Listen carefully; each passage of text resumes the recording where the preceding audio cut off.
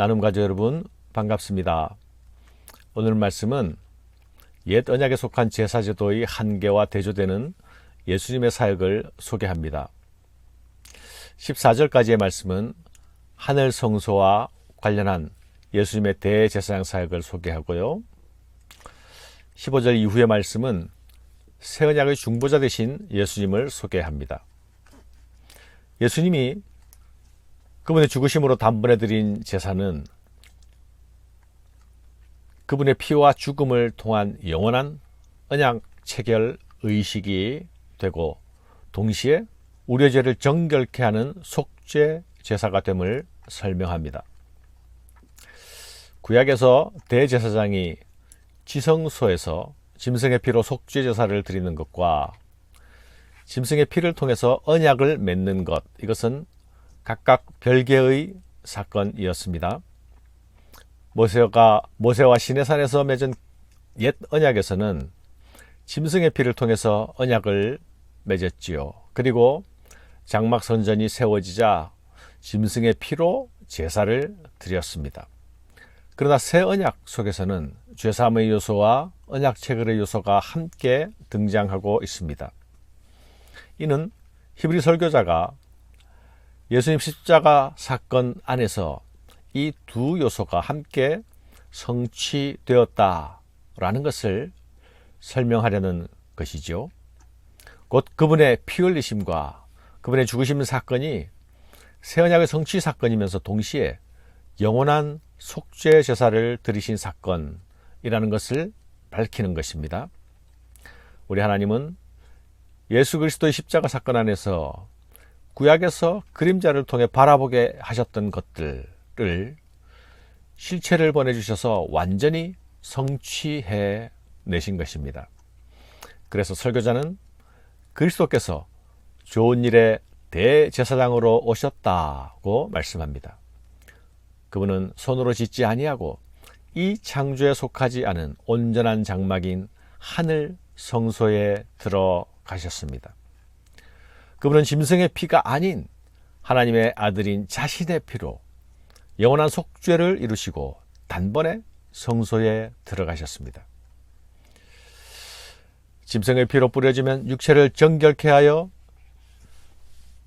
깨끗게 하는데 하물며 그리스도의 피일까 보냐라고 말씀합니다.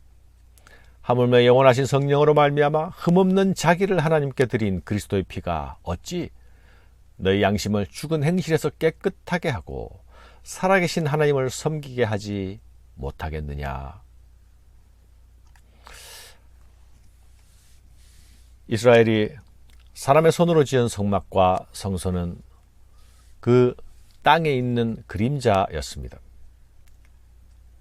이 그림자는 하늘 성소를 가리키고 있었던 것입니다. 그리스도는 자신의 몸을 들여서 단번에 하늘 성소로 들어가셨습니다. 그러므로 그리스도는 항상 하나님 앞에서 중보하실 수 있고 또 영원토록 모든 믿는 자들을 속죄하실 수 있습니다. 레위 계열이 드린 속죄의 피는 그리스도의 정결케 하는 피와 비교할 수가 없습니다.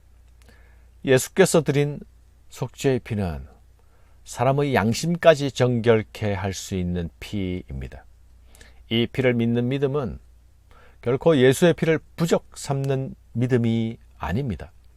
이 피를 믿는 믿음을 가진 자는 이제 우리의 죽은 행실을 버리고 참 마음으로 하나님께 나아가는 자들이 되어야 합니다.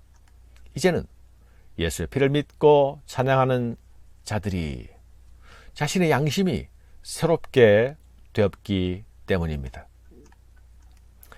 설교자는 예수님께서 새 언약의 중보자가 되셨다고 또 말씀합니다.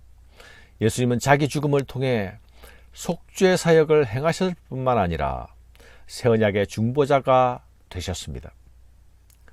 유언이 효력을 발생하기 위해서는 유언을 남긴 사람이 죽어야 하는 것처럼 예수님의 죽음은 그분의 죽으심으로 새 언약의 효력을 발생시킵니다.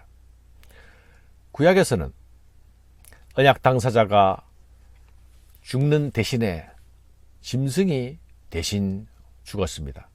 이제는 언약 당사자인 예수께서 직접 죽으심으로 새 언약을 세우십니다. 사실 범죄한 우리가 죽어야 마땅하지요.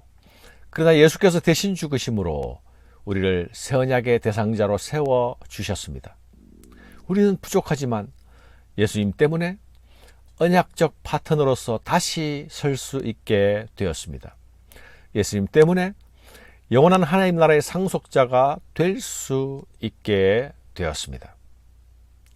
이것이 우리가 아무리 감사하고 또 아무리 찬양한다 해도 결코 지나칠 수 없는 놀라운 은혜인 것입니다.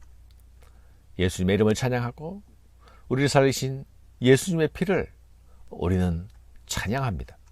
사랑하는 여러분, 첫 언약도 피로 세워진 언약이었습니다. 언약은 체결 당사자들이 목숨을 걸고 하는 쌍방의 맹세이죠. 언약을 위반하고 깨트릴 시에는 이 죽임을 당한 짐승들과 같이 죽겠다고 하는 피로 맺는 약속입니다. 사실 하나님은 신실한 분이시니 맹세할 필요도 없습니다. 문제는 사람입니다. 신실하지 못한 사람은 언약을 위반할 때마다 계속 죽임을 당해야만 합니다. 구약의 제사에서는 짐승이 피가 그 역할을 대신했습니다. 그러나 짐승의 피는 우리를 깨끗해 할 영원한 피의 상징일 뿐입니다. 설교자는 피 흘림이 없이는 죄사함이 없다라는 분명한 원리를 다시 확인시켜 주고 있지 않습니까? 우리는 그리스도의 피로 죄사함을 받고 새 언약 관계로 들어간 사람들입니다. 우리가 참으로 그리스도의 피를 의지하고 하나님께 나아가는 자들이라면 자아를 죽이는 자기 부인의 삶으로 우리가 우리의 삶으로 드리는 제사를 드릴 수 있어야 합니다. 이것은 그리스도를 따라 자기 십자가를 지고 가는 일이기도 합니다. 그리스도의 속죄 사역이 우리의 부적이 되거나 또한 우리의 부패를 숨기고 감추는 방패가 되어서는 그리스도를 두 번 죽이는 일입니다. 그리스도의 속죄 사역을 누리는 길은, 참으로 누리는 길은 그리스도를 따라가는 길임을 기억해야 하겠습니다.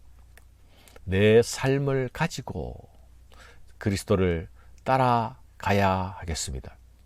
이것이 그리스도께서 열어놓으신 길을 따라가는 것입니다. 이것이 우리가 드릴 제사입니다. 이것이 우리가 드릴 예배입니다. 이것을 기억하는 아침 되시기를 바랍니다. 감사합니다.